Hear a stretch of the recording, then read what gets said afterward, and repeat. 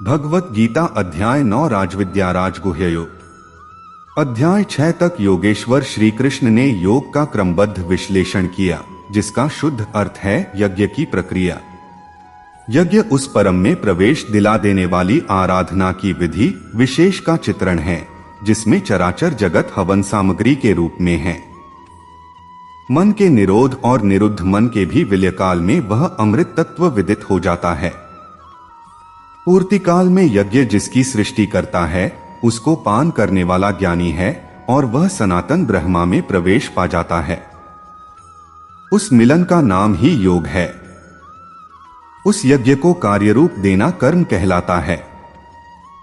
7वें अध्याय में उन्होंने बताया कि इस कर्म को करने वाले व्याप्त ब्रह्मा संपूर्ण कर्म, संपूर्ण अध्यात्म, संपूर्ण अधिदैव, अधिभूत और अधियज्ञ स्थित मुझको जानते हैं।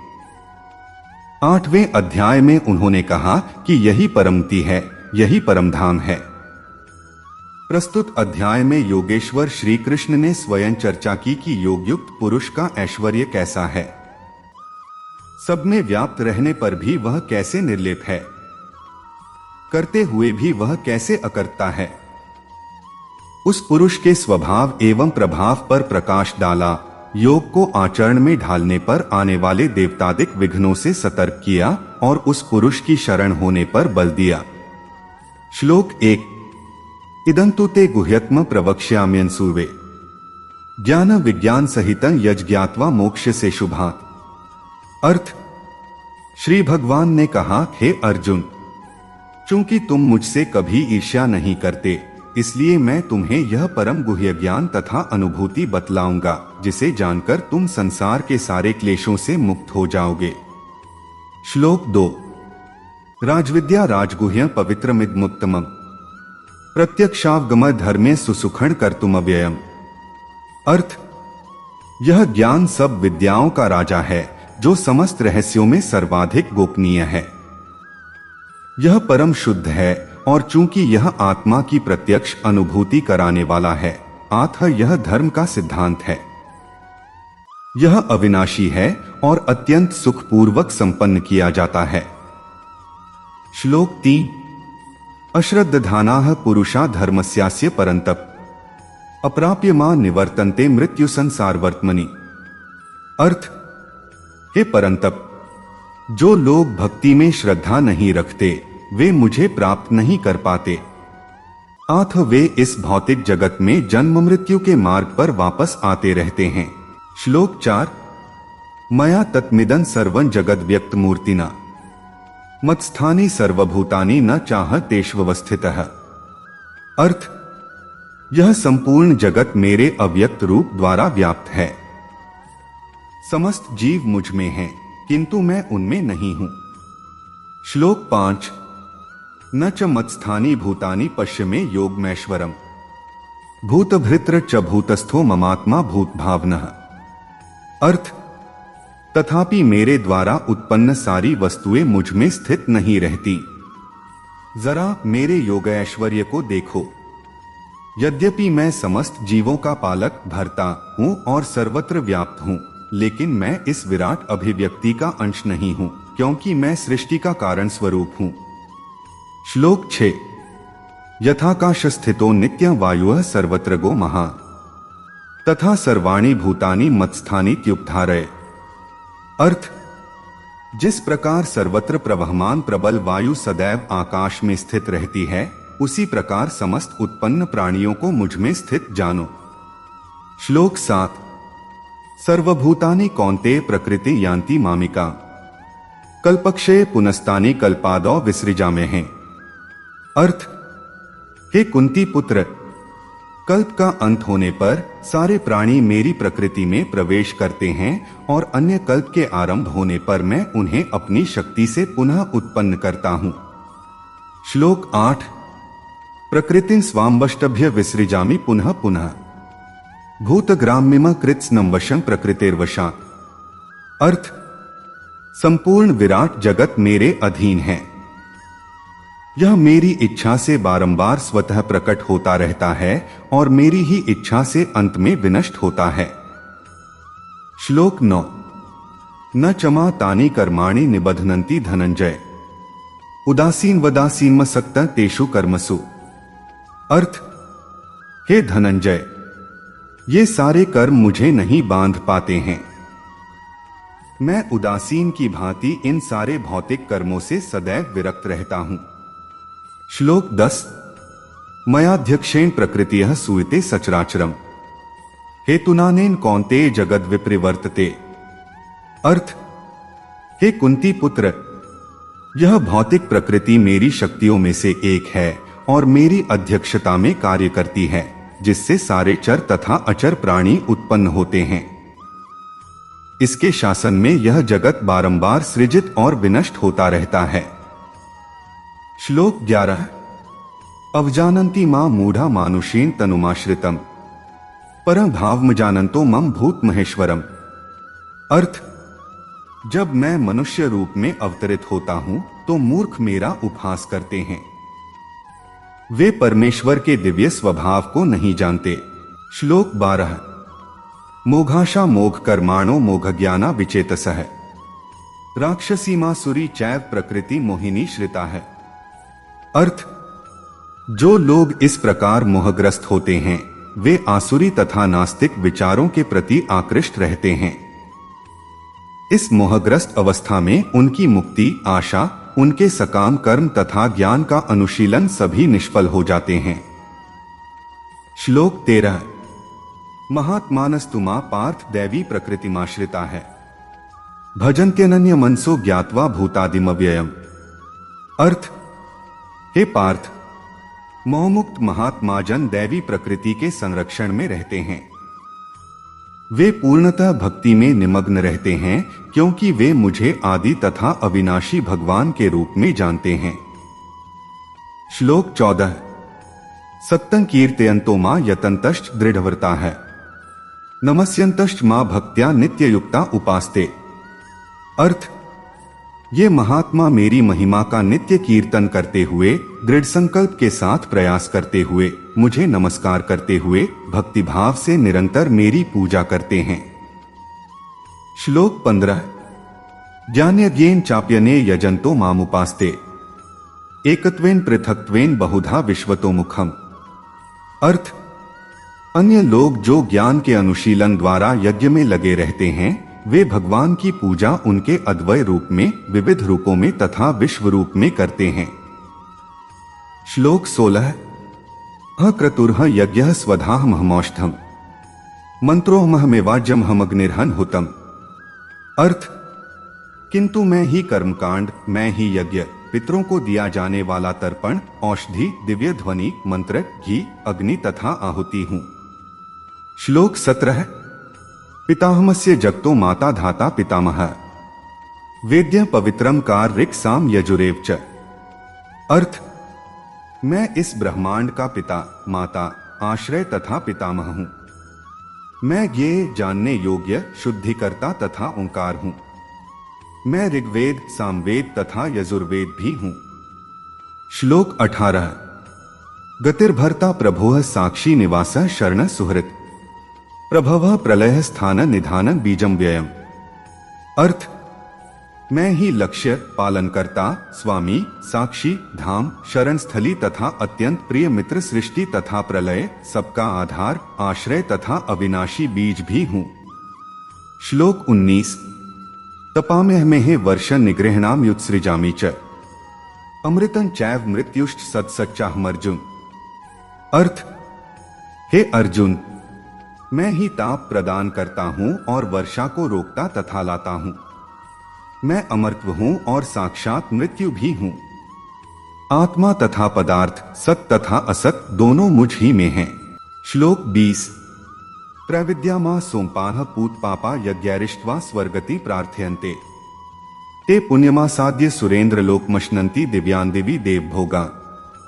अर्थ, जो वेदों का अध्ययन करते तथा सोमरस का पान करते हैं वे स्वर्ग प्राप्ति की गवेषणा करते हुए अप्रत्यक्ष रूप से मेरी पूजा करते हैं।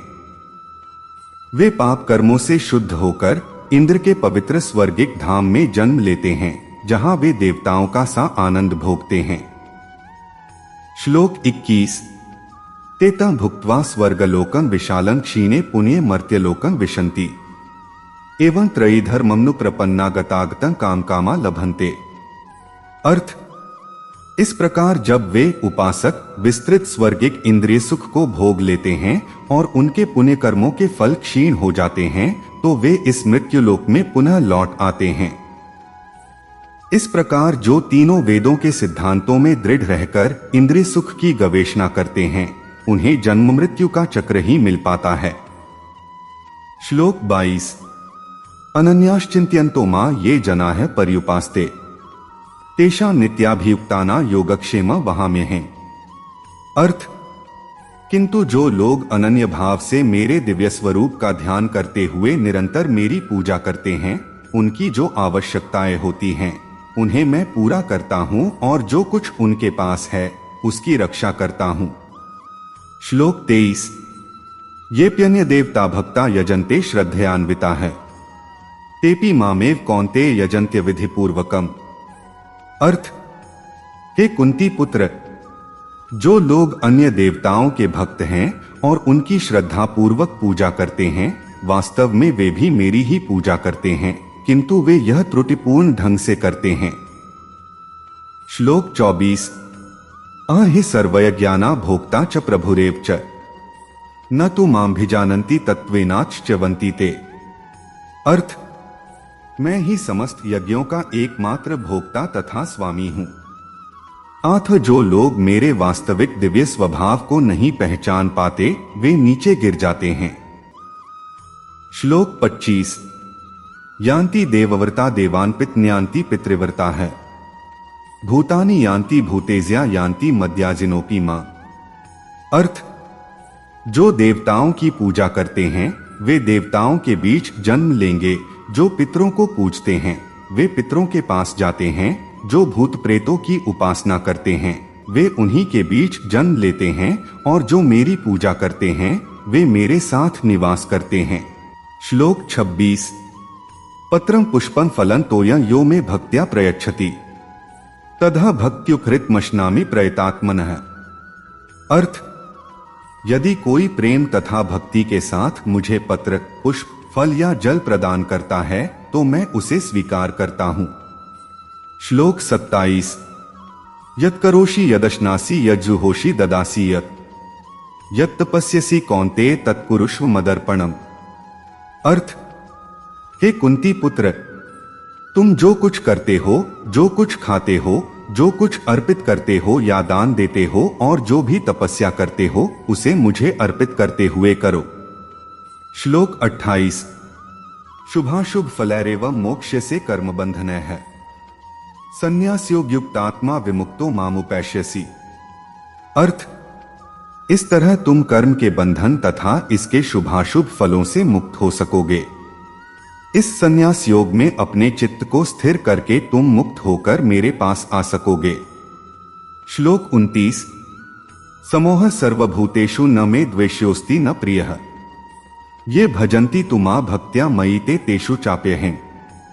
अर्थ, मैं न तो किसी से द्वेष करता हूं न ही किसी के साथ पक्षपात करता हूं। मैं सबों के लिए संभाव हूं, किंतु जो भी भक्तिपूर्वक मेरी सेवा करता है वह मेरा मित्र है, मुझ में स्थित रहता है और मैं भी उसका मित्र हूं। श्लोक 30। अपि चेत्सु दुराचारो भजते मामन्य भाक् साधुरेव समन्तव्यः सम्यग् व्यवसितो हि सः। अर्थ, यदि कोई जघन्य से जघन्य कर्म करता है किंतु यदि वह भक्ति में रत रहता है तो उसे साधु मानना चाहिए क्योंकि वह अपने संकल्प में अडिग रहता है। श्लोक 31।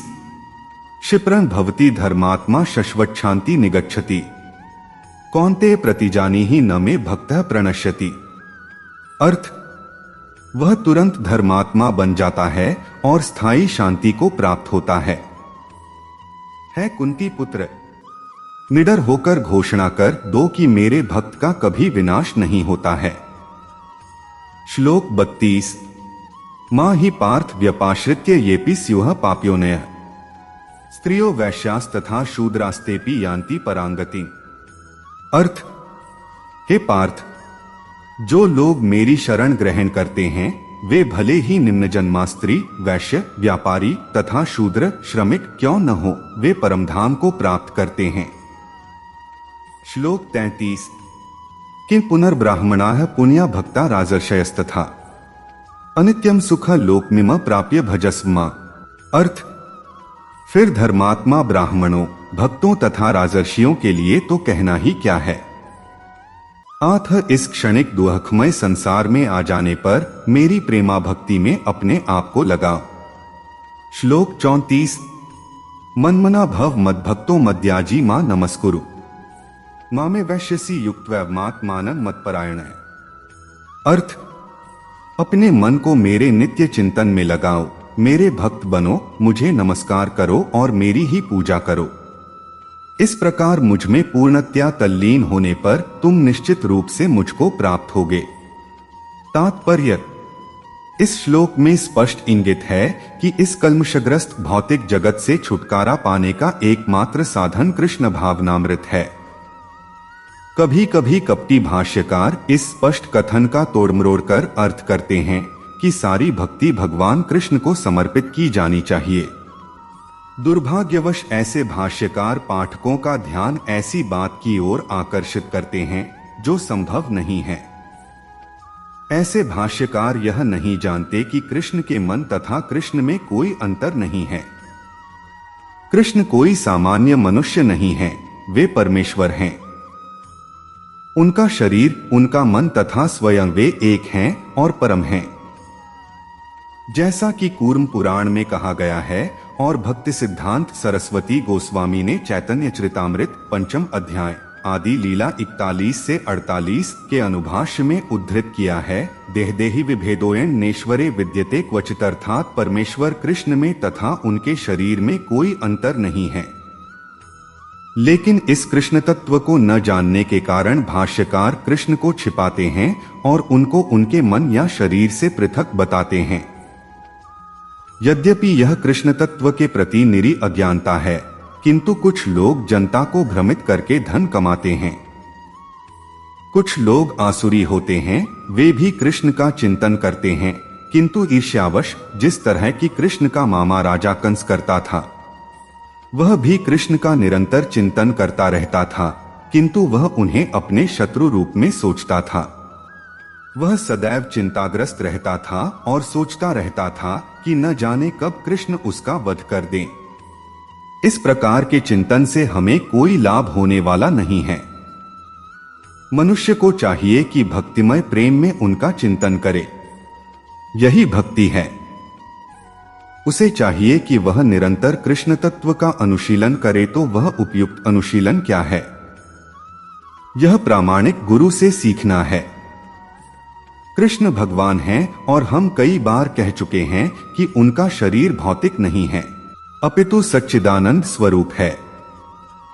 इस प्रकार की चर्चा से मनुष्य को भक्त बनने में सहायता मिलेगी, अन्यथा अप्रामाणिक साधन से कृष्ण का ज्ञान प्राप्त करना व्यर्थ होगा।